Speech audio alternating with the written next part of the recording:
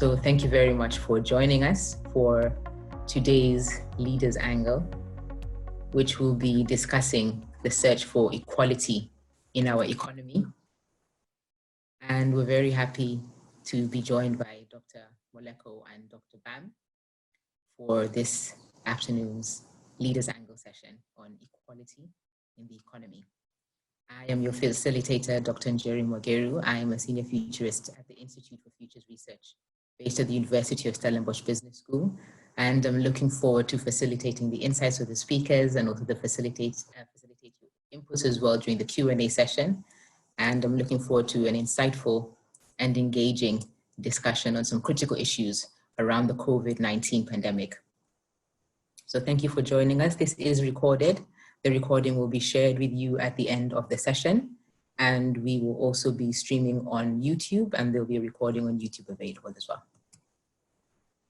So I'm very pleased to introduce our first speaker, Dr. Nthabiseng Moleko. She is a well-respected senior lecturer at the University of Stellenbosch Business School and a development economist. She lectures on managerial economics at the business school, managerial economics and statistics. And in 2019, she became the first woman in South Africa to receive a PhD in development finance on the subject of pension funds. So she holds the title of the best PhD in South Africa on that particular doctoral topic. And it was a case study on pension fund reform in South Africa. And she also serves as a commissioner on the Commission for Gender Equality, and has shared some very interesting insights around the ongoing shadow pandemic and gender-based violence. So do engage with some of her other conversations and discussions in her work as a gender commissioner. And she also has a passion for the arts and culture. She's a poet and has performed sometimes at the University of Stellenbosch Business School, and has recently launched her first poetry book 3 years ago in 2017. And it's great to have her here online. Thank you so much for joining us. And our second speaker is Dr. Armand Bam, and he's the head of social impact at the University of Stellenbosch Business School. He's also a senior lecturer there on business in society on the MBA program, as well as lectures on quality and integrity in leadership on the postgraduate diploma in leadership development. His work and research focuses on non-profit organizations, and we're looking forward to hearing some of his insights and definitions and explanations around the work of NPOs, the contribution of NPOs. And in 2019, he was the recipient of the Best Paper Award at the International Business Conference as one of the lead authors on student reflections on a paper titled Transformative Learning Through Social Engagement, Reflections on Responsible Leadership Development in Management Education. So we're looking forward to having some interesting insights from Dr. Bam around responsible leadership, social justice, and how nonprofit organizations contribute to the South African economy. So let's get started, and thank you to the speakers for joining us. And we'll be having a conversation between myself and Dr. Bam and Nthabiseng. And we'll be asking questions between the two of them, and then have a Q&A session at the end. We'll be concluding the session at 2:30. So Nthabiseng, perhaps I can start with you and ask you to please share your view on the current status of the South African economy and the core challenges, if you could help us set the context for the conversation today. All right. Good afternoon to everyone. Thanks, Dr. Mwageru, for the very nice introduction. Unfortunately, I'm not sharing any poetry with you today, but we'll save that for another day. We're here to talk about the state of the economy. Good afternoon to everyone that has joined us. It's no doubt that we are in unprecedented times, I think, as a country and as a nation and as a globe.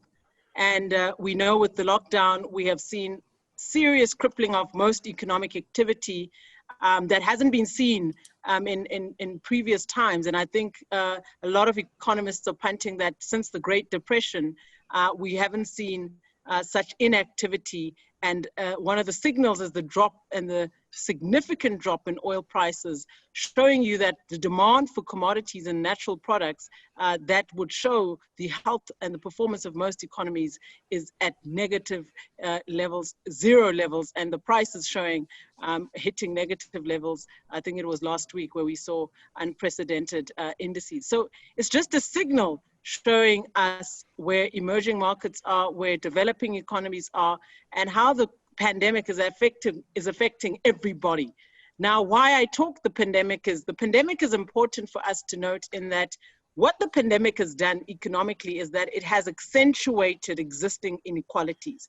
If you were unequal as a society, it will massify that. If you had a lack of services and redistribution of goods to a certain sector of the population, it will massify and it will magnify that. So what the COVID-19 has shown us is that the cracks that existed in our economy are being magnified and being really exposed at a much greater level because of the economic shock, is what we refer to it as, that has happened from both the demand side and the supply side.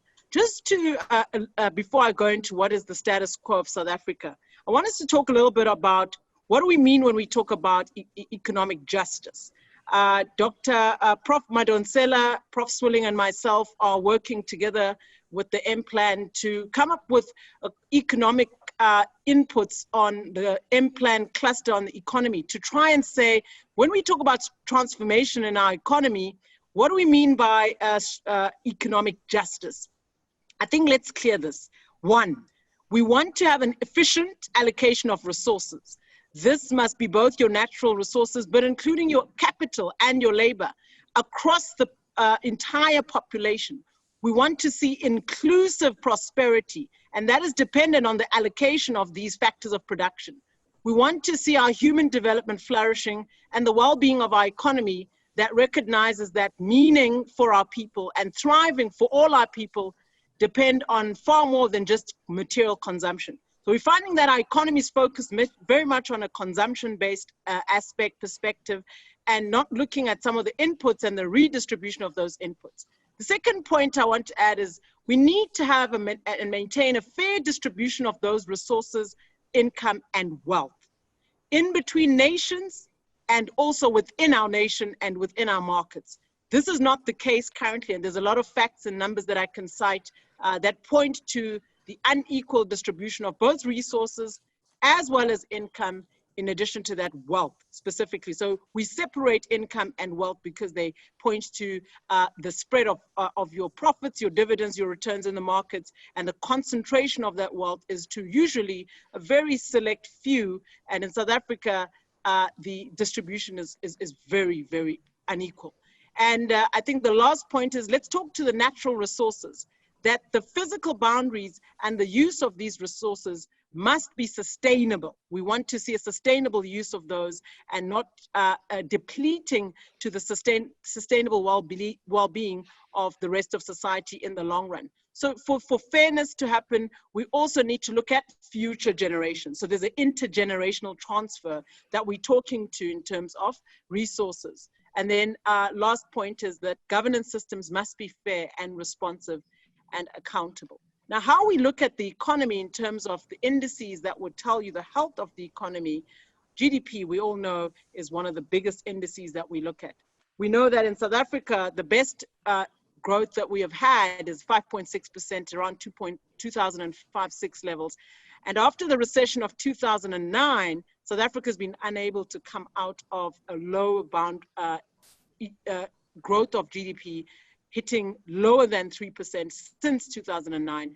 And we've had two technical recessions pointing to the structural problems in our economy and the inability to grow. I want to stress that irrespective of our policies, economic measures, and all policy tools, fiscal, monetary, and trade, we have been unable to grow prior to COVID-19.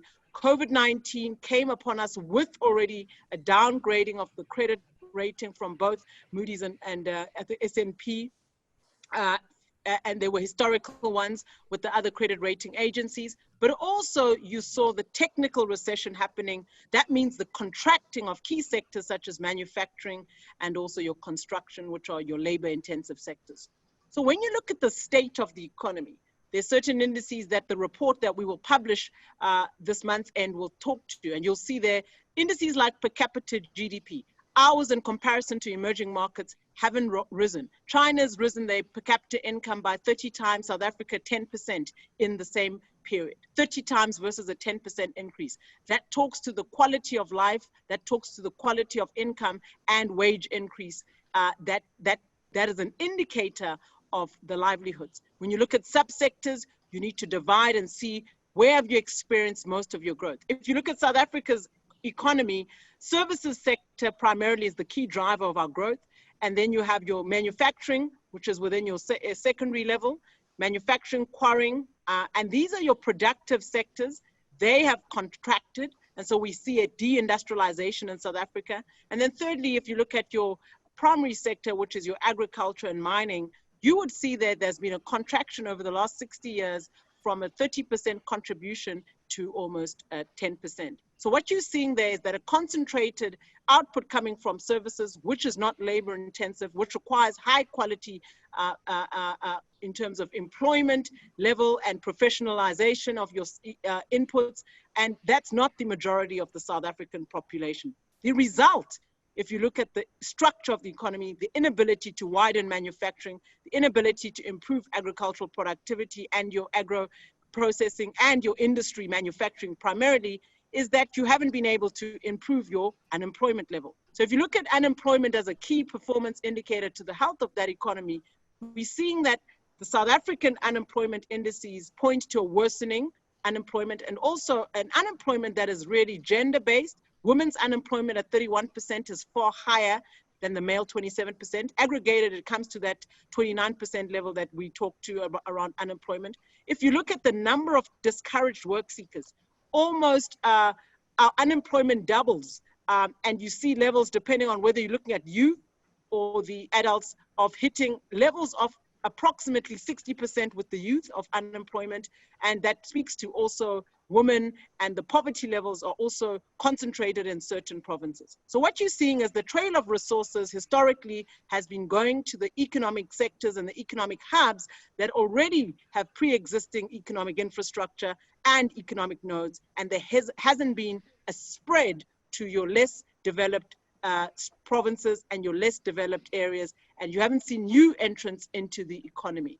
I think in terms of the status quo, I'm going to stop there, Jerry, just to allow the discussion of the next point. I just pointed to per capita GDP allocation, the GDP growth rate, and just unemployment. Those are three key indices, and we can look at various other indices in detail, just telling us what exactly is happening with the state of the economy in terms of trade, fiscal position, and how our government is doing. But those point to our indices and our policy outcomes. Have they performed? Whatever indices that we took on, whatever imperatives we took on, did they result in employment? No. If you're sitting with more than 10 million people unemployed, you have not had the gains. If you're sitting with 30 million people in poverty, you are having a serious structural problem and a distribution of resources problem. If the current ratio where you see 10% of the population owning the majority of the wealth of the population's wealth, you have a serious problem there. So these are some of the things that point to the South African unequal, highly divisive, lack of distributive and inability to draw and absorb the majority of new entrants into the economy. I'll stop there, Njeri. Nthabiseng, thank you so much for setting such a comprehensive context for us to understand where we are in terms of the South African economy currently due to the COVID-19, but also what the pandemic is specifically highlighting, which is, as you mentioned, some key structural issues that the economy has been facing. So thank you very much for that. And some key points that you raised around the fact that we are not growing as an economy, and we have not been growing, and we're seeing some contractions there. And also the fact that we have inequalities that are very deeply embedded. So before we hand over to Armand to give us some insights around the role of NPOs in this context, perhaps some more sharing from you, Nthabiseng, on how did we get to this current status of the RSA economy? I mean, you've mentioned quite a lot of the issues we're facing, but how did we get here? Can you shed some light on the reasons or the causes for some of these circumstances we're facing? Okay, thanks. How do we get here? I think, one, the lack of coordination, I think, is clear by the state. The economic cluster, in order to receive any outcomes, you have to have policy mechanisms that speak to each other. So what you're trying to do is have one target, and I'm going to simplify this.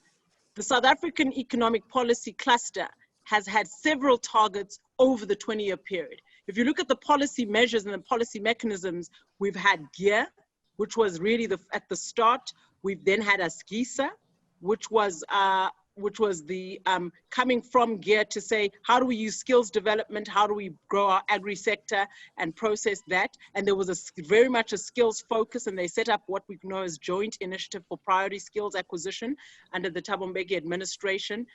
We also had the new growth path coming with the new Zuma administration, and there was the National Development Plan. Now, we know that the RDP was right at the onset really trying to set out a framework for how do we drive equality. If you look at all these economic policies and measures, there hasn't been a focus to say, as South Africa, we want to industrialize. As South Africa, we want to grow our industry by 20% or by 15%. And in order for us to do that, all of our state-owned enterprises will speak to that. All of our labor support mechanisms, our SETAs, our Department of Labor, will then be targeted at that. All our education initiatives, when we look at our artisan training, our development of our schooling system, will speak to our long-term economic goals. The National Development Plan was the last case in point that we had as a policy measure. And that was really a vision, Jerry. I want to say it wasn't really with targets, it didn't have time frames, and there was no real control of how the departments would then work towards that. Everyone would do what they did, but at their own whim. So I think that was really one of the key flaws. I think that then the second point is we really need to look at how do we restructure the economy. And I mean by that, what I mean by that is I think the policy answer to say there's different understanding of what restructuring the economy means. And I think it's been used a lot of late. The finance ministry, the national treasury, a lot of economists are punting it. I want to be very clear here. Restructuring the economy, it would mean that we grow our productive capabilities. We have got to be able to produce goods and services en masse, particularly at a time when we hit with something like COVID-19. We should be able to produce our own protective equipment. We should be able to produce our own manufacturing equipment. We prioritize our machinery, particularly manufacturing, to meet what the national needs are, particularly in a time of crisis. So you would want to see the doubling of manufacturing, the increase of your manufacturing contribution to total exports and also to your total GDP output. So you haven't seen that. Instead, you're seeing a reversal. So because of these dysfunctionalities, our inability to be coordinated, to have a concise plan, a center that holds, that is able to direct and drive clear targeted interventions supported by your development finance institutions, your finance sector, your banking, your national finance institutions, financial intermediaries, you haven't been able to coordinate redistribution, Jerry. So redistribution is partly key to driving equality, because what you see in South Africa is the massive level of inequality that is largely race-based. And we cannot leave out that the racial biases in the economy are affecting largely Black people, but also women in particular, and those who are not in your urban areas and those who are concentrated in the rural areas. Thank you, Nthabiseng, for giving us some insights as to how you feel the current state of the economy has gotten to where it is now. As you mentioned, we're seeing some severe retractions in GDP Since 2005, 2006, we've seen very low growth, and we are now in a technical recession. We've got the downgrade by Moody's. And as you just shared now, one of the core reasons we've got here is because there's a lack of coordination. And while we have some vision in the current National Development Plan, we're not seeing that multi-sectoral engagement around the key manufacturing and productive capabilities that you feel the South African economy would require to shift us out of the structural issues and biases that we face. And thank you for raising some of the historical legacy there that the country continues to engage with. And this is perhaps a good moment to bring in Dr. Bam, and thank you very much for joining us, Dr. Bam. So Nthabiseng has set a wonderful, clear context of where we are and the very many challenges that the South African economy is facing, that we've been facing as an economy for a few decades now. Perhaps you could give us a bit more of a definition on social justice. Nthabiseng shared what economic justice and the work of the M Plan and the engagement there with the chair of the social justice. And perhaps you could give us some insights onto defining social justice. Great, thanks, Njeri. I think to start off with, just to further contextualize my engagement within this session, is that I'll adopt that social justice lens, particularly looking from a non-profit perspective. Beyond being an academic, I also run a non-profit and I've worked in the sector for the last 2 decades. And so just to touch on and link on where Nthabiseng left off, an economy and the mechanisms that drive it has to have at its heart delivering social justice in a country like ours, which has made it very clear where the disparities lay. This is the most unequal society in the world. There's no question about that. You can drive down the street and you're going to see opulence, and 5 minutes later you will see poverty. And the reality is that it's not improving if we listen to Nthabiseng. Policy development has to consideration the view of the third sector, the non-profit organizations. And I think there's an opportunity to learn from this sector as we develop further. So we're a wonderful country when it comes to policy development, but we're often found lacking when it comes to implementation. We want to grow and produce, but who's going to be responsible for ensuring that that production takes place? So naturally, our focus shifts business at the exclusion of a very vital sector and a range of organizations within that sector that we actually need to go towards and consult.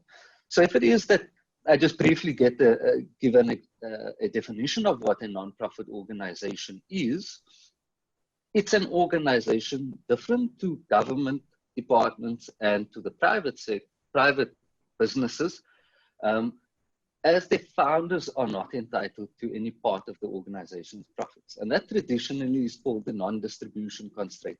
And non-profit organizations, we often tend to look at them and see them as fuzzy organizations, and the poll was directed at the feel-good. Would I join a non-profit organization because I'm giving back?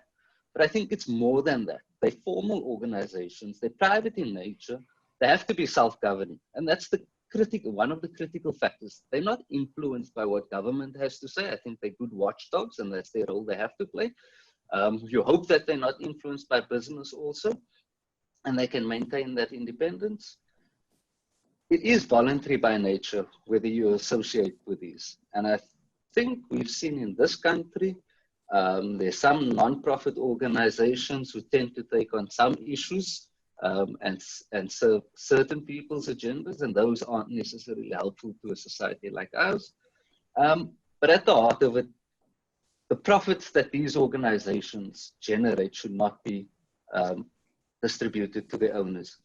So if we shift to the notion of social justice, this is really the extension of the principles enshrined within our Constitution. And we can theorize about these, but ultimately what we should be delivering is people's experiences of human dignity. There should be equity, and the freedom to participate in all spheres of society, so the political, socio-economic, and cultural, without feeling that they are being controlled or they're forced to do something. So while government acts as a protector in our society, business as a supplier of goods and services, I really do believe it's NGOs that take us to engaging and delivering on aspects of social justice.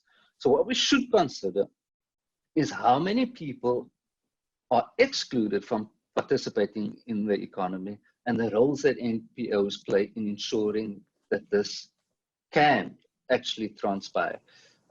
These are organizations that deliver services. These are the organizations that service the people Nthabiseng is speaking to who are disenfranchised. They're really at the coalface. They're the first port of call. So what does fairness mean to communities living in this unequal society? And, you know, we might be moving out of poverty in some way, but Nthabiseng pointed out that there really is this notion of inequality, and largely due to the fact that there's this income inequality. And you touched on the issue of race, Nthabiseng, and in 2019 there was a survey done, and so here's where I see some of the challenges coming out of COVID, particularly within the nonprofit sector, and I suppose this applies to all businesses as well. White people are more likely to find work and earn better. That's a reality in our society. And I think we're going to have that issue playing out within the nonprofit sector as well. Between 2011 and 2015, white people were earning more, where they were earning approximately 24,000 Rand per month on average. And that's more than 3 times the amount that Black people were earning. Female workers, Nthabiseng pointed to, earn around 30% less than their male counterparts. And for nonprofit organizations where we do a lot of the work, rural workers tend to earn less than half of urban workers actually do. So if it is that we're not shaping and redefining this economy that Nthabiseng has spoken about, from a social justice perspective, I do not think that, and I do not believe we're actually going to address the 2 key issues: inequality and poverty within our society. And I'll hand over to you there, Jerry. Thank you, Armand, for giving us some definitions of social justice and also what MPOs are and how they are structured. So they are non-profits. They do not take the profits. They distribute the profits rather through their community engagement. And as you mentioned, they're the core face with the disenfranchised communities. And you've given some inputs as well as to how they interface with government and business. But I wonder if we could engage you a bit further, especially as we discuss issues of social justice. And you mentioned that in terms of how government protects societies, providing the policies and regulations, and you spoke to Nthabiseng's point there that the South African government is great at generating policy, but very poor on implementation. And you mentioned that business is key in terms of distribution of services and goods, but NPOs really are the social justice front, the social justice actors. Perhaps share a bit more on the intersections, therefore, between these roles of government, business, and NPOs, and how you feel social justice could be more integrated there. So, notwithstanding the contribution that many NPOs make in developing countries' economies, there's very little attention that we pay in a South African context to the work that these NPOs deliver as intermediaries. We have over 220,000 non-profit organizations functioning within South Africa. And on a daily basis, if you go, there's probably another 1,000 or 2,000 that gets added. So quite simply put, together with government and businesses, they actively develop the economy through skills and infrastructure development. So there's a practical aspect to what these organizations contribute beyond the policies that are suggested and hopefully implemented. So they play multiple roles in partnership with governments. I don't want to suggest that these are organizations that stand on their own.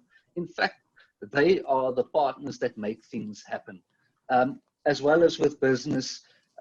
And to a large degree, they are the catalysts within community partnerships. They are the project implementation agents. So as government disperses its funds and its grants, it needs to do so to organizations that can actually deliver, organizations that take that role on. They deliver services, particularly where it is that government and businesses cannot reach. And let me add, it's also a particular aspect of not being able to reach and also not wanting to reach. So there's that issue of whether it makes business sense to go into communities to alleviate poverty and inequality. I think we must highlight that particular aspect of whether these people want to go there and they want to go and make a difference. They have direct contact with the issues. If you want to understand the experience of poverty, you can theorize as much as you want. You can get as many academics around the table as you want to. But to understand it, you are going to have to go to the source. So they have direct contact with these issues in a tangible way. Their understanding of these needs and how they play out within society, the complexities within each and all the different little communities we have within our broader country, it's nuanced. And they really have a superior way of understanding that and being able to deliver on what it is that government and I think businesses want to achieve when it is that they get up for that. So we must also bear in mind that government has purposefully used its relationship with non-profit organizations to deliver services to its citizens. And in fact, they've legislated for that in some way when we look at corporate social responsibility as a mechanism for delivering on some of those issues. So I think there's the point of intersection and where it is that there is the synergies that occur. But too often it is that these partners, these valuable organizations, are put to the back and they're really not given the recognition that I think is due to them. Thank you, Armand, for sharing a bit more on the intersections. And I like your emphasis on partnerships and the practical aspects of those intersections as well. And the fact that the partnerships are valuable because NPOs really have access to community issues and an understanding to what the needs are within communities. And it's interesting that you highlight there is legislation that exists, there are policy frameworks that exist, for instance, for governments to utilize NPOs to deliver services to communities. But you still feel that the contributions of NPOs are not as valued. And there's an interesting distinction there you draw also with business and where the particular interest may lie. So are businesses or other stakeholders interested perhaps in community engagement to the same extent as NPOs? And this is a good point to perhaps bring the conversation back to Nthabiseng so we can discuss a few more of these interventions. And now that we understand the role players and some of the issues, but also opportunities there. Nthabiseng, you mentioned when you were discussing the M plan and the work you're doing with Thuli Madonsela there, that there's some clear understanding of what economic justice is. It's about efficient allocation of resources. It's about human development. It's about fair and accountable governance.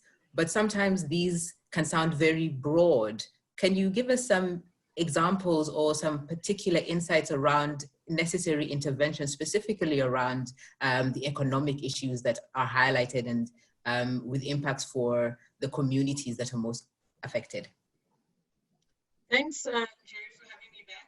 I think just to start off where Dr. Bam mentioned is that the level of inequality in this country and the level of poverty doesn't need to be scientifically proven. You just need to go outside and look at when you leave the airport, immediately you have slums, immediately you driving into, I think, the Rondebosch, the Newlands, you see a different type of a life. And then within 20, 30 minutes if you were to drive towards Fishhook, you'll see a different type of Cape Town. Cape Town alone is a physical show of the level of inequality and depravity that we have. Now, what post-COVID-19 has done with the lack of basic services and the distribution of that, it has shown the systemic violence that people are inflicted by not having these basic needs. When you have a pandemic, now you are trying to source under pressure and great emergency basic services that our people should have had even before this pandemic came upon us. What I want to take us to, Jerry, to answer your question is what must be done? I think that we need to ask basic questions. Let's go back to the beginning. What are the drivers of growth? South Africa's economy is not growing, and one of the key enablers to driving down poverty, growth alone isn't good enough, by the way, but growth must be redistributive in its nature and ensure that you have a widening of your people that have economic participation and access to the benefits of growth. When you have high level of inequality, a lot of research shows that the gains of growth are not felt as quickly and as widely. There's a lot of papers that I can cite in that regard. We have cited it also in the report that we will publish. But what you want to see is answering the question of what are the drivers of economic growth. Now, we've got good examples in East Asian economies. We've got good examples in the Asian tigers of economies that have actually stepped up in the last 30 years in our lifetime, from poverty, high level of unemployment, towards growth, and key sectors that have been able to drive them out of that poverty and inequality quagmire that they were in, that we remain in. They took separate measures. I think the first thing is, the key to answering the growth question is we need to understand that manufacturing is a key driver of growth. Most countries that have a large manufacturing sector grow faster than those that have smaller manufacturing sectors. I think South Africa and African countries need to accept this. That means that our industry and trade policy need to enable manufacturing to thrive. That's number one. If we don't have the key contribution of manufacturing taken care of, we will not see growth in our economies. What we've seen in the last 10 years in South Africa is a really growing services sector and a widening unemployment. And this is because services doesn't absorb the masses of our unemployed. So the second point on manufacturing is that if you have high manufacturing value add and high level of exports, you see that your employment levels rise with the rise in the growth of the share of manufacturing in the sector.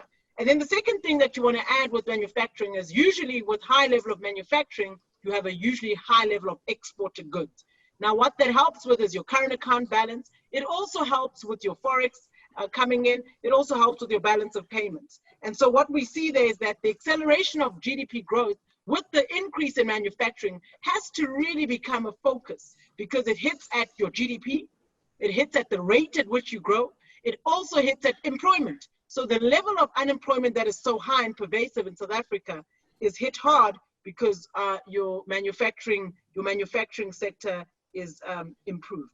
I think the other element that I want to add on that is that evidence suggests that technological innovation and research and development channel productivity gains. So what you need to start looking at in South Africa and your other economies is the distribution of access to resources, distribution of access to technological knowledge, and the spillovers of that have a higher level of impact on growth. And you have to now start to spread that. And that happens through your schooling. That happens through your TVET colleges. That happens to your human capabilities and your human resource development being enabled with technology and knowledge and development. And then those spillovers improve your capacity and your ability to manage these subsectors, improving, therefore, your outcomes and also your GDP. I think that's a very key. Number two, you need to have your labor absorptive strategies. I think that we haven't emphasized this. So the point that Dr. Bam made also about the inequality with the wage gap, why the Asian economies and the Asian tigers have seen poverty dropping significantly. In China, they've been able to take 300 million people, 400 million people out of poverty. They've reduced their poverty levels from high levels to less than 10% level, even 5, I think right now, in terms of the total population living in poverty, from very high levels. And what you have seen is that They're focused on labor absorptive strategies, but the distribution of those strategies is across the rural and urban. So what you've seen is that these economic hubs that were concentrated only in the big cities in South Africa particularly, even your education is concentrated in the previously already capacitated and equipped institutions or sectors. But you haven't really seen a spread of that access to all your underdeveloped areas. And so the differences we begin to see is in those gains. So if you don't start to implement policy that is redistributive and also make sure that those who were previously disadvantaged access those gains, it will not lead to the type of outcomes you want to see. I want to talk to investments and the spread of capital. I think that the resource mobilization and the way in which our financial intermediaries are working has to be a key point. The non-financial assets in our financial markets and our pension funds have a key role to play in the redistribution of resources. Household pension funds are currently your savings, and a big proportion of those savings are allocated to your listed equity and bonds market. But a very small, less than 2% currently of the PIC is allocated to infrastructure assets. A very small component of your private pension funds that are being managed are allocated to economic infrastructure that will have long-term development gains and long-term growth gains for the economy. Currently, almost 8 trillion is in non-financial banking assets, and PIC alone has 2 trillion. This talks to significant capital that we can use. I'm not saying take that money and take it to government, no. We can securitize that, use that for development of key infrastructure where there's clear governance frameworks, economic infrastructure tools that can be utilized to grow long-term growth of the economy. And these are asset infrastructure class that can be developed. 2, the Reserve Bank can come on board. I think that the monetary policy that is being utilized has to target full employment. Most developed countries are also looking at inflation targeting as well as targeting full employment. And they don't have unemployment levels of up to 40% in certain provinces, 60% with the youth, 31% with women. And we're not even talking broad unemployment yet. When you begin to include the discouraged work seekers, you begin to see shocking levels of unemployment over 50%. This is unsustainable.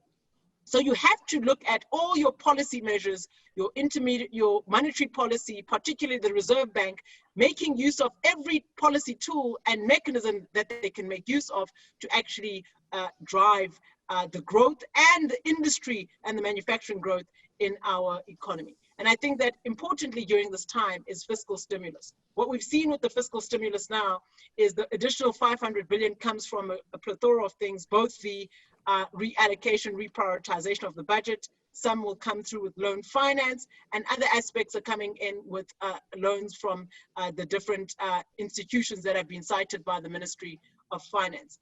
What you need to see is that that fiscal stimulus should be driven to local manufacturers, local industry. All that allocation shouldn't be sent offshore. And I think that a lot of the wastage that we could see is keeping existing businesses on the mark will mean that you need to use the fiscal stimulus and rechannel that towards our existing manufacturers who will retain our employees and will retain our economy and keep things going. Our existing SMMEs, instead of importing a large proponent of those goods, because that's a big, massive money coming in that'll be utilized to kickstart the economy, it should also be directed to the local industry, and we must make sure that happens. So I think these are some of the measures that we need to put in place, and I'll talk a little bit about state capacity. I think probably if you have other questions around that. So I think those are just in terms of high level, some of the things that can be done, and we must focus, we need to focus, and I believe manufacturing is a key area for us as a country.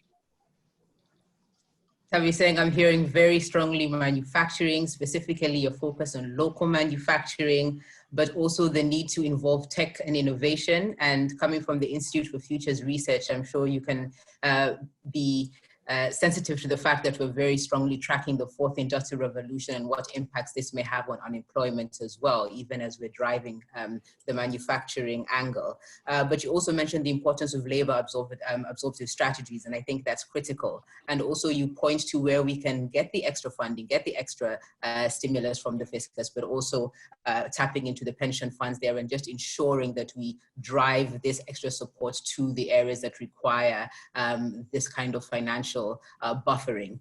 But I think an important question for those of us outside of the economic field and driving more towards the interest on social justice.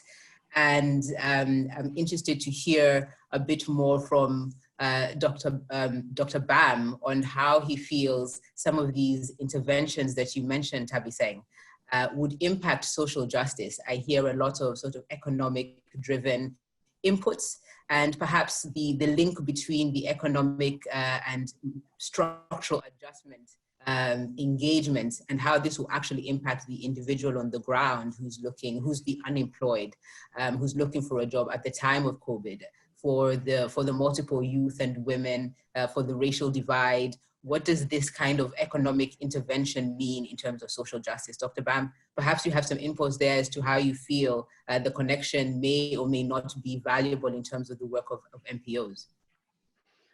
Well, I think Nthabiseng spoke about focus. Really, if you listen to what she's suggesting, there's a particular focus one needs to adopt in order to lift us up out of the situation that we find ourselves in.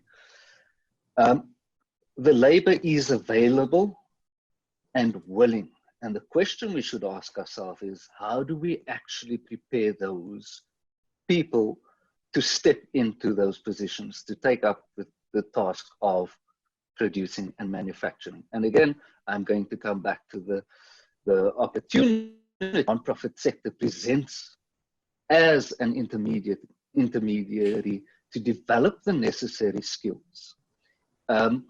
I don't want to suggest that there is a cheap alternative to use the expertise there, but the reality is it's far less expensive to go towards the nonprofit sector to see how it is that you can make an investment there to upskill people. I also just want to come back to an issue that I mentioned in terms of corporate social responsibility. And here's this issue of focus that plays out. When you look at how business is geared up and what their focus is, and I'll use this in terms of the SDGs, the goals that are out there, businesses tend to focus on what's going to promote and sustain their existence. And when it is that you look at that, it's just generally you're going to see SDG 8, 4, 12, 13, those ones pop up. And they all have to do with how businesses can maintain themselves. When you look at the citizens that work within those businesses, funny enough, they go towards SDG 1, 2, 6, 10. So in terms of the opportunities that are available, I do think that nonprofit organizations offer a platform to link those in search of opportunities to work and those who are promoting opportunities to work. I think there's an important linkage that needs to be made. And it's not made very easily, because I think when it comes to business, it's about, to a large degree, about profit maximization and not necessarily about the social. But I think that can be achieved in what Nthabiseng is suggesting. Looking at the manufacturing sector, how it is that we connect all these role players and who can play what role at what particular time. Thank you, Dr. Bam, for sharing that the NPOs can really provide a bridge between those that are seeking employment and those that are offering jobs, but also in terms of training. And it was great to hear from Nthabiseng her distinction also of the sort of short to medium to long-term interventions, and the fact that training and upskilling in terms of education, specifically for a tech and innovation emerging context, is very important. And there we begin to see some more longer-term gains that may begin to address the deeper structural issues that we mentioned the economy has been facing. And I wonder if perhaps you have any further inputs around the social justice engagements and how the NPOs perhaps may link up with government or business during this economic COVID recession time. There's been a lot of conversation around how the crisis is perhaps drawing a lot of attention to the short term. Are there opportunities here for longer term partnerships, for longer term collaboration towards distribution of resources, towards distribution of economic growth benefits? Are there partnerships that could be established during this time? I definitely think so. Is that Nthabiseng? To both of you, Dr. Wang, and then I can take Nthabiseng. Well, I'll just do a very quick. I definitely think so. It really requires a reaching out, but I'll address that a bit later on when you, with another question that I think will come up. Nthabiseng. Okay, I'll come in there. He's allowed me to come in. I think that there needs to be a lot of synergies. I think that let's look at South Africa's context. The current status quo is CSI is seen as perhaps a tool, as a compliance tool, even your allocation to your small and medium enterprises within your BEE allocation, triple BEE allocation, and we need to come out of that. I think if we are trying to see a different type of society and different type of outcome, companies need to be committed to the long-term goals of the country. Companies need to see themselves as part and parcel of the, not just players and beneficiaries of profits and dividends and interest, but also to restructure and reform, because they were beneficiaries before '94 of all the economic policies that were put in place, enabling them to grow en masse. Many of them are still in existence today because of those gains. Now, they weren't obliterated in '94, right? What we should see as a country going forward is the transformative, the redistributive agenda has to be adopted and become the norm. We need to move beyond compliance, Jerry. I think that if we continue in the sense where we do the bare minimum, where we do only what we're compelled to do by legislation as a country, and even then we don't meet the targets, by the way, and we're doing it begrudgingly because we don't want to do it, we are not going to see economic justice come to the fore. We want all South Africans to be economically active. We want all women to be paid equally.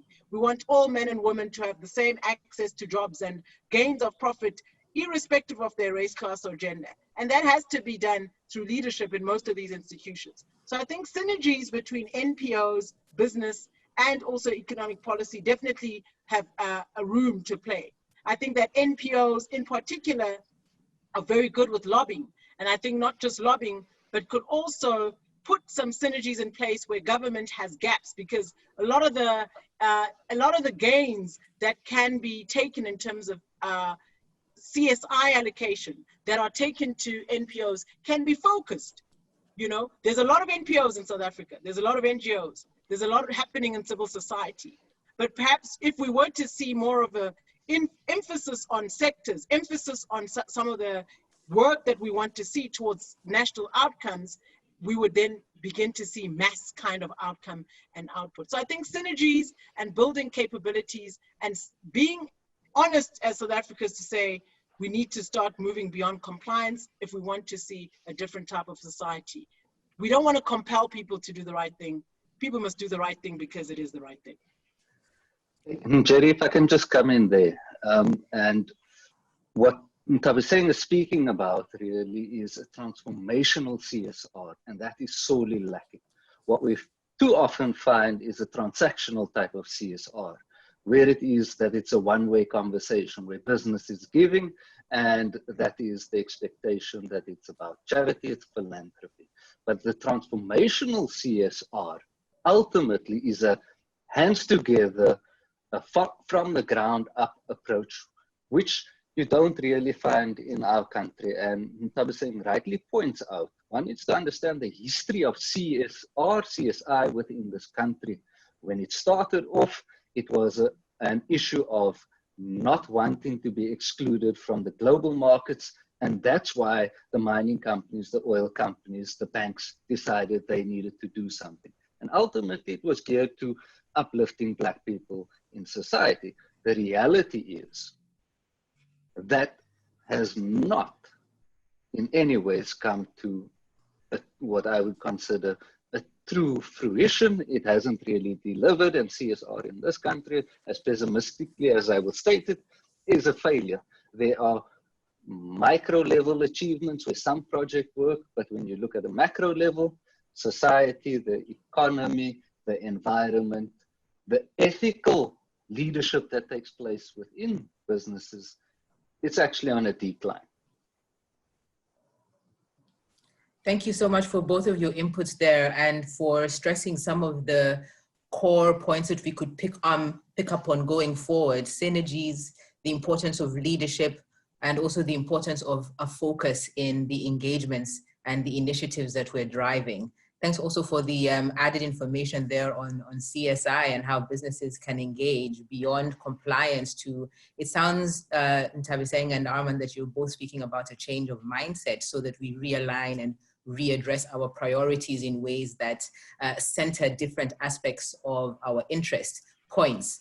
But this is a question that we actually engage with quite a lot at the Institute for Futures Research. How do you begin to shape current structures, current systems towards this longer term perspective? You speak about the UN SDGs, Dr. Bam, and that's in 2030. How do you get individuals, organizations, governments even, that are very driven, especially during a crisis time, to focus on the short term, to think more long term? How do we start to shift some of these issues around not just the structural economy, but also how we structure our own priorities?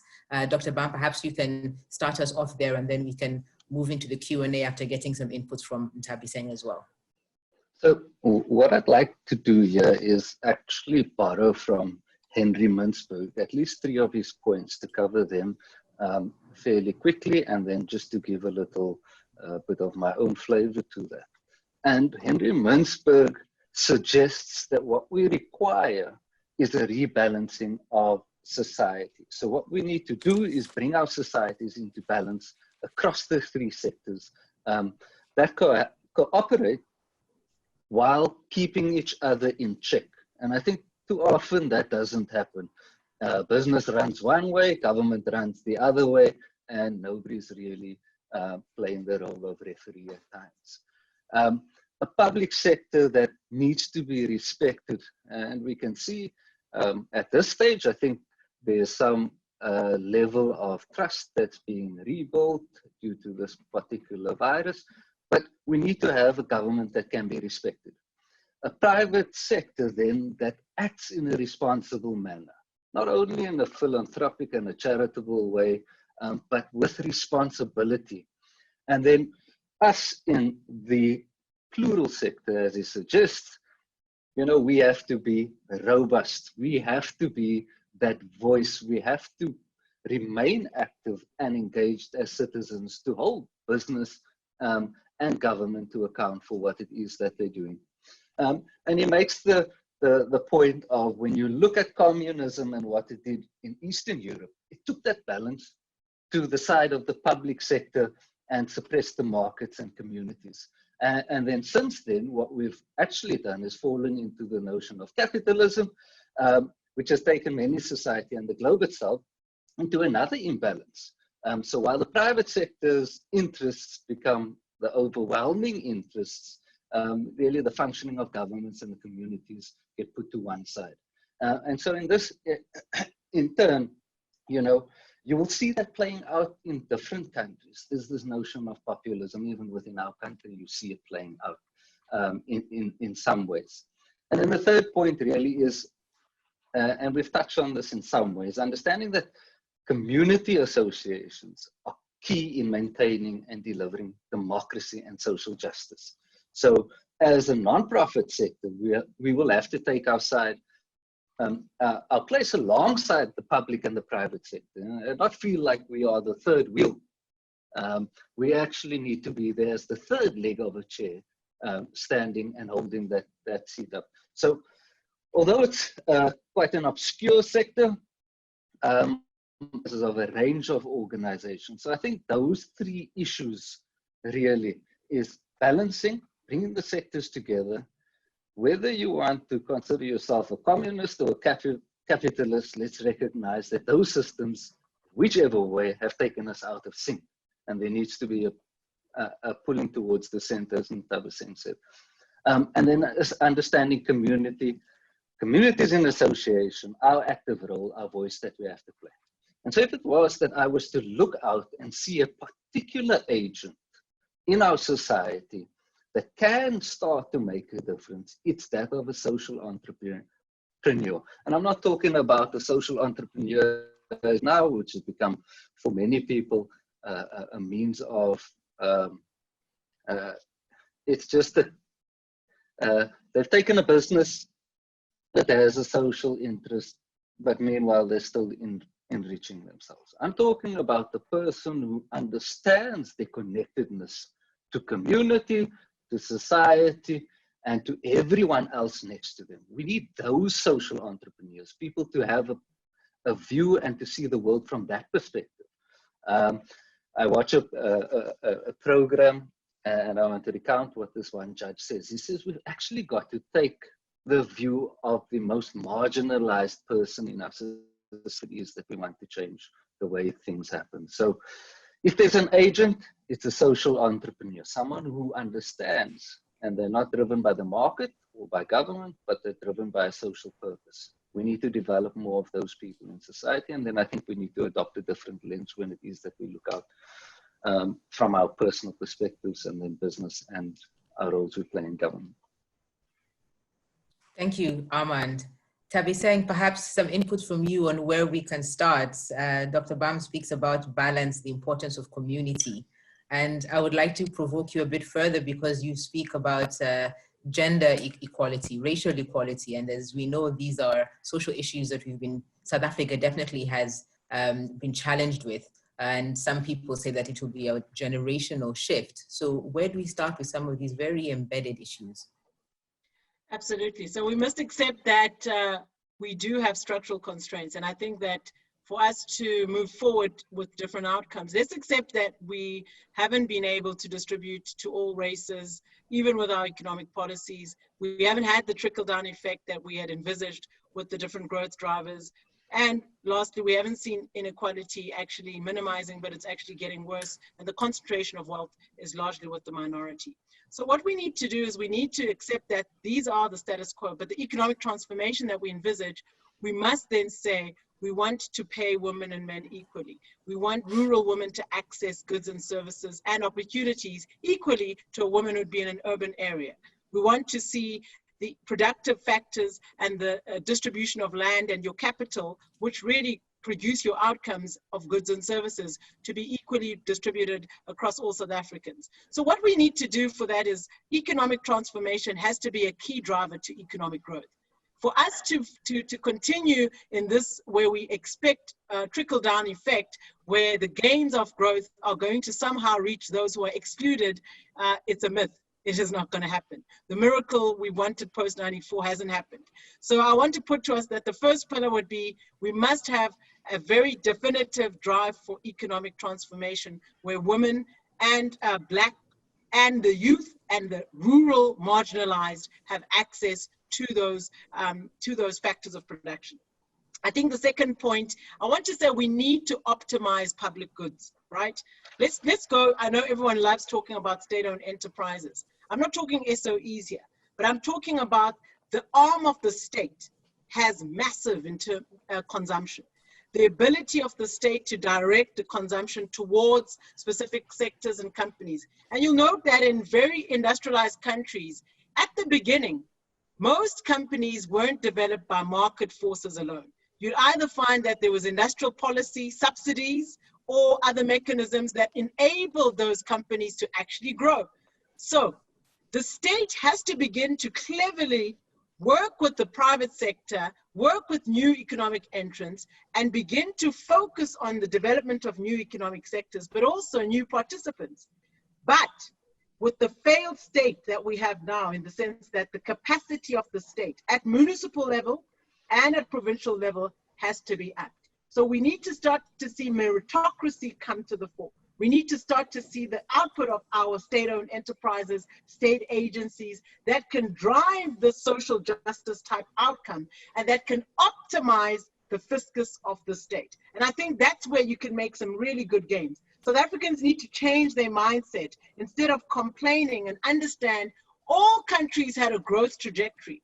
All countries that came out of colonialism usually had a history of bad run state institutions, and it took years to turn those around. And I think South Africa is very much the same.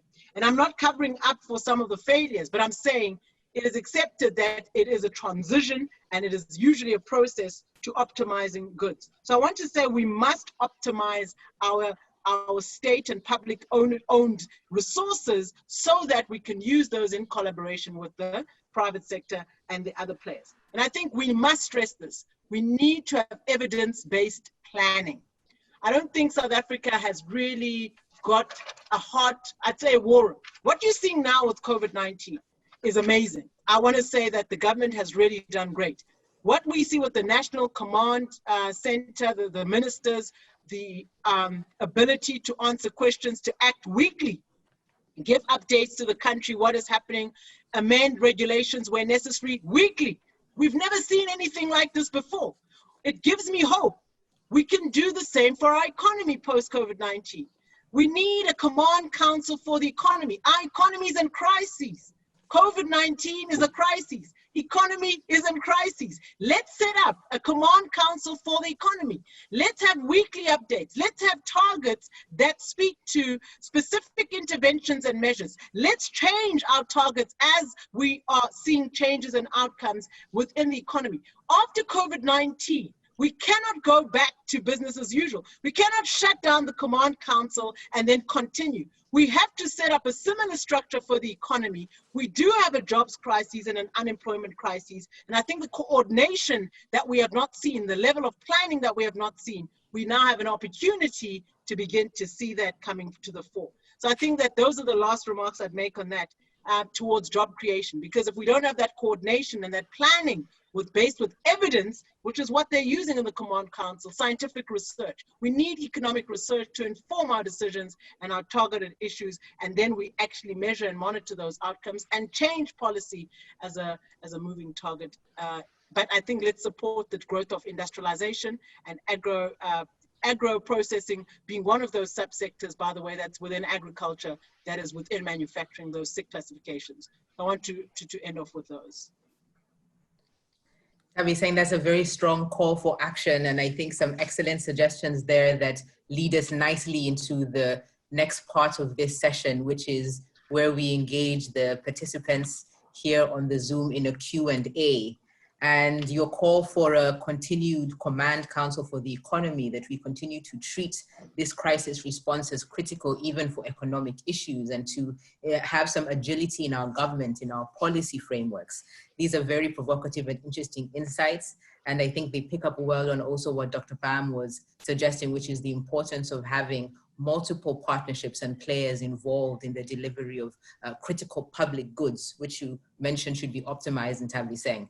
Thank you very much, both of you, for your comments there and your responses to the questions, and for giving some wide-reaching inputs as to how South Africa can engage realistically and pragmatically with the issues that of inequality that the country faces economically, socioeconomically, with the political call to action as well there, Nthabiseng, and the importance of really centering the citizen, bringing dignity. And I want to open up the floor to our participants to perhaps pick up on any of these points, share some comments. Maybe you have a question. If you could please use your hand raising tool, and you're welcome to engage with Nthabiseng and Armand with any comments or questions you may have. There's been some interesting points that have been shared, and it would be great to hear any inputs from yourselves. If you can use the hand raising tool, and then we will unmute you, and you're welcome to share any questions or insights you may have. Nthabiseng, and Armand, as we give our participants some time to reflect on maybe their questions and their inputs, and use their hand raising tool. Just to reiterate some of the, yes, Armand. Sorry, Jerry, if I could just come in there. I think there's another important role that the nonprofit sector can play, and that is to be vigilant. I know Nthabiseng said that the government's in a particular place right now, and I also alluded to that in terms of them generating trust.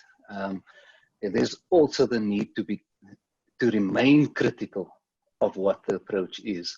I know the two of us might not get fired by the University of Stellenbosch, so I'm going to take the liberty to say, unlike some of our colleagues in the media that have been put under sanction, we need to remain critical, because in that critical tone, in that with that critical insight, it can help government in their thinking. Yeah, that's just another insight. Thank you for that, Armand. The importance of remaining critical. And you had raised it earlier when you mentioned communities and the role that we have with keeping business and government accountable and ensuring that the CSI and CSR initiatives are well directed. And I wonder if there are any inputs from the participants, if they would like to use their hand raising tool. Then we will unmute you and you can share any thoughts. It's been quite some provocative conversation today and some interesting inputs. I see here we have one participant, Norman Lamini. Thank you for using your hand raising tool. I will unmute you. And if you could share your inputs and questions. You are unmuted.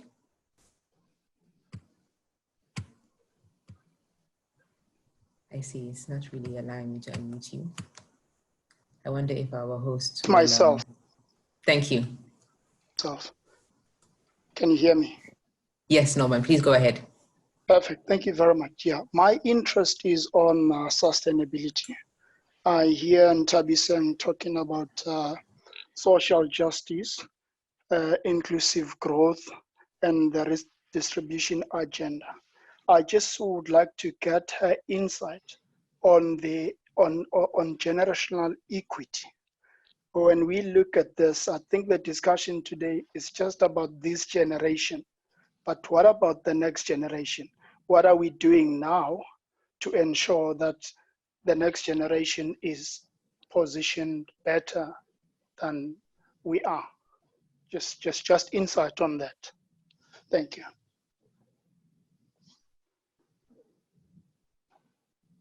Thanks, Norman. I think in terms of sustainability, the immediate focus and area of work one goes into is the key that we look at is the use of energy. How energy as an example of sustainability, the lifespan of energy, the damaging effects of the different type of energy inputs, and the capacity that they enable output to come forth in terms of South Africa. So if you look at that, we know with the integrated resource plan, there's been a move to say, okay, in South Africa, we know that currently coal-fired power stations are the main driver of our growth, right? And that's been the backbone of South Africa's economy. But now, due to issues of climate change, due to issues of wanting cheaper sources of energy, and also looking at the issue of what are you leaving for the next generation? How do you construct a mix of energy and transition into inclusive growth with this new energy mix? I think South Africa is really a game changer in this regard, with really ahead of the pack with IPPs, ahead of the pack with the breaking down of the sector.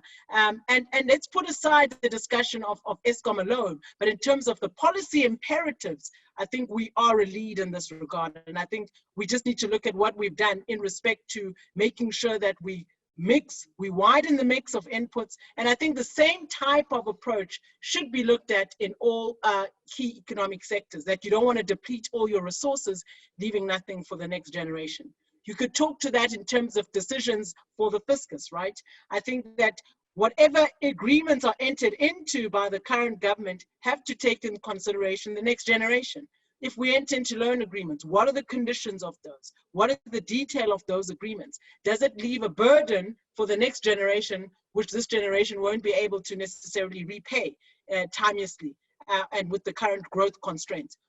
I think that's a very important question. And I think that our decision makers cannot only look at the now, but potential growth and the scale of that growth has to take into account the effects on the next generation. And I think that that's why one must drive at the growth of key sectors that have long-term effect beyond just one generation, beyond just the current, but in the long haul. So I think that these are some of the key inputs that we need to also consider in terms of sustainability. Thank you so much, Nthabiseng, for answering that question and for your question, Norman. I see we have one more from Nhlanhla Mpondi. I will unmute her. And just to mention that I will shortly be running a poll as the Q&A is running. Please feel free to respond to the poll. But let's go ahead to Nhlanhla, and you're unmuted. Yeah. Thank you. Yeah, thank you. Nthabiseng, you have read the number of policies from RDP to GEAR, but we saw that is the current state, current president, a contradiction of policies in terms of the New Dawn and the radical economic transformation. How do you place South Africa under the two contents that seems to be having different views?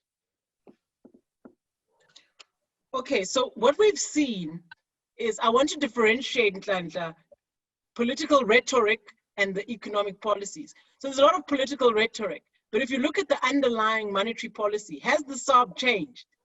If you look at the underlying economic clusters, has the industrial policy changed? If you look at the underlying drivers of growth, it's still very much driven by services sector and high level of financializations, very much a liberalized agenda, and your capital controls are not there. And you're seeing masses of repatriation of your profits, dividends offshore, and so forth. So you remove yourself from the political rhetoric. Look at the actual policies. And I think if you look at the measure of policies, I don't look at political rhetoric when I look at policy. I look at what policy changes and shifts have taken place. Have these actually been changed over the last 20, 30 years? And I think that the political rhetoric may have changed. Different people are pointing to different type of rhetoric, but the actual policies themselves remain those of GEAR. The current policies are currently liberalization, free trade, opening of markets, capital controls are really free. And I think that you're seeing the independence of the different institutions. And there hasn't really been much of a policy shift, a real policy shift beyond political rhetoric. Thank you, Nthabiseng, for your inputs there on the policy frameworks and also on your inputs on the question on sustainability. I wonder, Dr. Bam, as we're waiting for some of the participants to reflect on any questions or comments, if you have any inputs on those 2 points. Well, I want to simplify it to say that if it is that we are to judge ourselves on the effectiveness of delivering policy, how is it that we actually do that? If it quite simply, if it is a doctor that works with a patient, the assessment is, are things getting better? When it is that we come to a country like ours, the question in terms of delivering social justice, if the medication is better policy, are our people, are our circumstances getting any better? And I think there's again, this notion of we develop wonderful policies, but where is the gap that we actually need to be filling in terms of implementation? So the National Development Plan had for 2030 the eradication of poverty. Are we any closer to that? Yes and no. So the issue for me is, if it is that we look at it simplistically, are we succeeding? Can it be policy alone? No, it cannot be policy alone. We need to figure out how it is that we develop alongside the policy mechanisms for implementation. Better mechanisms for implementation. Yes, implementation is key, and also the point of keeping in mind the intergenerational implications of that implementation as well, and the need to ensure sustainability. I wonder if, yes, go ahead. No? So I don't think we're going to be able to shift. I have 3 children of my own. I think that they are to a large degree going to find themselves in a similar situation as I am finding myself now. I've moved from one area into another area, but it's taken me 20 odd years to do so. I hope that the experience is going to be a very different one. And Nthabiseng alluded to that earlier, and I want to reduce it to the notion of where the power sits, where the influences sit, and how that influence and that power needs to be dismantled, and it needs to be spread across, across this country. The reality is I don't foresee us seeing a large generational shift or experience, or the experience being much different, unless it is that we attend to the issue of implementation. Thank you for your added inputs there.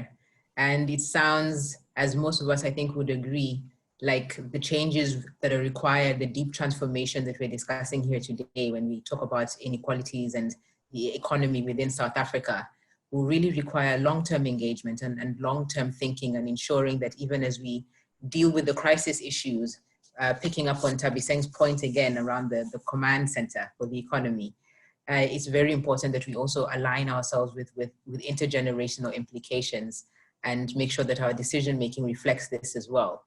I wonder if there are any more inputs from the participants. They can feel free to use their hand-raising tool. We are coming to the close of this seminar, this brief leaders angle for the lunchtime session. And the poll is running for you to please share how you would describe this event. There will be several other similar events discussing topical issues around COVID-19 and the economy and other issues that the University of Stellenbosch Business School engages in. And it really has been wonderful to have Dr. Bam. Yes, Dr. Bam, is there a hand raised there that you can see? Sibangani. Okay, perhaps it's a video that I don't see. Are you able to use your hand raising tool? Then I can unmute you, or you can unmute yourself, sir or ma'am. Sibangani Dube, is that the one? Yeah. Okay, let me unmute you, sir. Can you Please go ahead. Me? All right, cool. Yes, you've been unmuted. Yeah, thanks for this wonderful presentation. I have 2 questions for the panelists here. Can you hear me? Yes, we can. Yes. One of them, Dr. Nthabiseng spoke about, the command economic center to avoid a slip or a backsliding to the business as usual. What are some of the key ingredients that can go into this command center? What needs to be done? Because really, the COVID-19 has given us a lot of homeworks from all angles, especially our political leaders and stuff like that. Then the other question that I have for Dr. Bam is the issue of the NPO, especially putting or pushing the NPOs right in the front of issues, because really NPOs play a very important role, but this time around they've been overshadowed, completely overcast. And this is not good, especially at community level, because like what Dr. Bam explained earlier, these people, they've built long-term relationships, they know the communities, they know the networks, they know the heartbeat, but out of the blue, all these NPOs have seemed to be pushed completely out of the way. What can we do? Because really it is not looking good. Thank you. Thank you very much for your question there. Command Council Nthabiseng and Armand, MPOs, what can we do about that? Nthabiseng. Okay, ladies first. So, yes. So thanks for that question, Sibangani. I like that question. What would a command council look like for the economy, right? So firstly, let's have targets. So we know that with COVID-19, the equivalent is we're looking at the infection rate, we're looking at the number of people that get tested and screened, and then how many now at the end of the day, each day, are actually now contracting the virus. Why are we not doing the same with unemployment? The target would be reducing unemployment. That is the key target, not just growing the economy. An economy that grows but doesn't reduce unemployment is not going to help this country.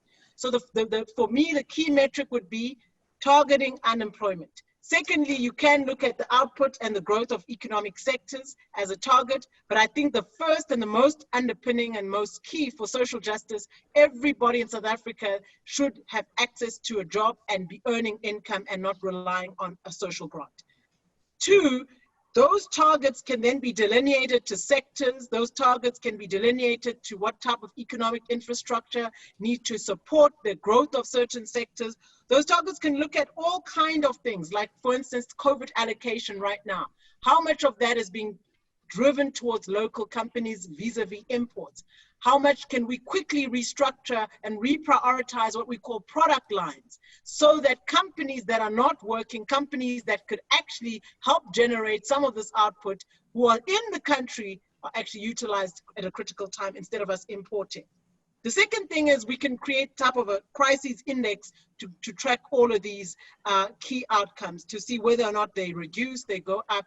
And the Command Council, similarly to what is happening now, should be able to track the impact of our interventions. I think the key failure of policy, the inability to measure the impact of policy interventions, means that you can never really say this is a good or a bad policy. And you continue to do something that has no effect or highly ineffective at a very high cost of the people, because the impact is not being felt on the ground, but also at a high cost of the fiscus, because you are sustaining these with an allocation currently from the fiscus, depending on the department. I think the third, which is key with the Command Council, is effective coordination of the state. You have local level, provincial level, and national level agencies all running around trying to hit at poverty. Gains are, we're still sitting with more than 10 million unemployed. That means they're ineffective. I just want to put it out there. They're ineffective. They're not able to get the outcome of reducing unemployment. We therefore need to look at how do we coordinate all these agencies and different players towards the same goal. And I think it's got to do with performance of these institutions, and it's got to do with how do we put these resources in one tool. I think the government has been looking at what they call I don't know what the word is, when they put all these agencies into one or reduce the number of different agencies, which may be duplicating some function, but really trying to reduce the ineffectiveness of these different agencies by trying to make them one, or try to join them up as much as possible, so that you can have very targeted intervention. So coordination, I want to stress, is key for economic planning, so that those plans that you implement are coordinated from a central point. You measure those targets at a very critical time, and you don't wait for unemployment quarterly. You don't wait for recession quarterly. You monitor those. You work with private sector, you have them in the Command Council engaging the government, looking at what is ineffective, looking at the education inputs. Artisans, for instance, we need to look at how Tibet colleges can come to the fore and start to re-engineer some of these key subsectors at a quick level in terms of the growth of our education policy. So I think some of them are short-term measures that can be put in place. Some of them are obviously long-term. You can't restructure the education policy sector overnight. But I think some of these things and some of these gains can be targeted. And I think the Command Council Center has its work. And then the local stimulus is key. We always forget the local level planning, which is where people are hit hardest. Right now, the domestic workers, right now, what you call informal sectors, informal workers, are not really getting the benefits of any of these relief measures, of any of the debt relief, finance relief, because they don't fit and meet the requirements. What you'd want to see is, at a local level, our instruments must talk to what South Africans need. And we cannot forget the informal economy, and we cannot forget all the different sectors that contribute to the economy that are critical in this time. So we must cover the local level. So I'll stop there.